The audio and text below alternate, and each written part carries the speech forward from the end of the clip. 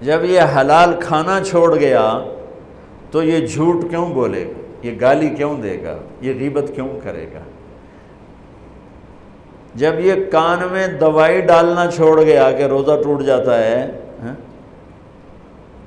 تو یہ اوروں کی غیبت کیوں سنے گا، اوروں کی برائی کیوں سنے گا؟ جب یہ آنکھ میں دوائی نہیں ڈالتا ہے کہ وہ حلق میں جاتی ہے، وہاں سے وہ پیٹ میں چلی جاتی ہے، روزہ ٹوٹ جاتا ہے، تو یہ ان آنکھوں سے غلط کیوں دیکھے گا؟ یہ غلط کیوں کسی کی عزت کے اوپر اپنی بددیانت نظر کو ڈالے گا؟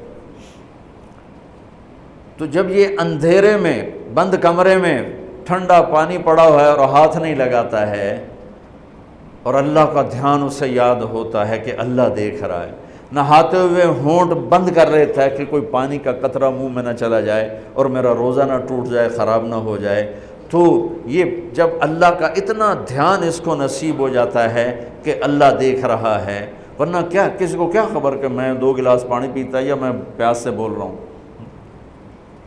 تو جب وہ اللہ کو اتنا اپنے دھیان میں لے آتا ہے کہ اللہ دیکھ رہا ہے، میں پانی نہیں پیوں گا، اللہ دیکھ رہا ہے، میں بیوی کو ہاتھ نہیں لگاؤں گا، اللہ دیکھ رہا ہے، میں کسی کی عزت پر بری نظر نہیں ڈالوں گا، اللہ دیکھ رہا ہے، میں کسی کی برائی نہیں سنوں گا، اللہ دیکھ رہا ہے، میں کسی کی برائی نہیں کروں گا، تو پھر جب یہ بازار میں جائے گا تو جھوٹ تو نہیں بولے گا، جب یہ تولے گا تو غلط تو نہیں تولے گا۔ ہاں یہ الگ بات ہے، بہت سے مجھے ملے کہ جب بس رمضان میں جھوٹ چھوڑ دیتے ہیں، اس کے بعد پھر شروع ہو جائے گا۔ رمضان میں رشوت نہیں لیتا ہوں، اس کے بعد پھر شروع ہو جاتا ہے۔ تو چلو شکر ہے 1 مہینہ تو مسلمان رہتے ہیں۔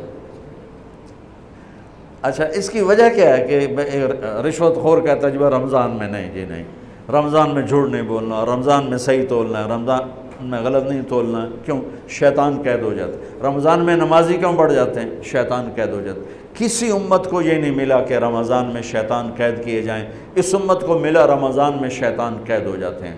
کسی امت کو یہ نہیں ملا کہ رمضان میں جہنم کے دروازے بند ہو جائیں، اس امت کو ملا ہے رمضان میں جہنم کے دروازے بند ہو جاتے ہیں، جنت کے دروازے کھل جاتے ہیں۔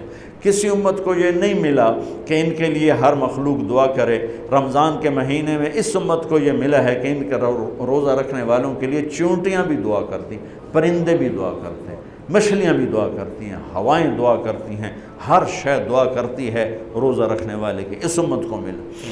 کسی امت کو یہ نہیں ملا کہ آخری رات ان کی سب کی بخشش ہو جائے، اس امت کو ملا ہے کہ رمضان کی آخری رات سب کی بخشش ہو جاتی۔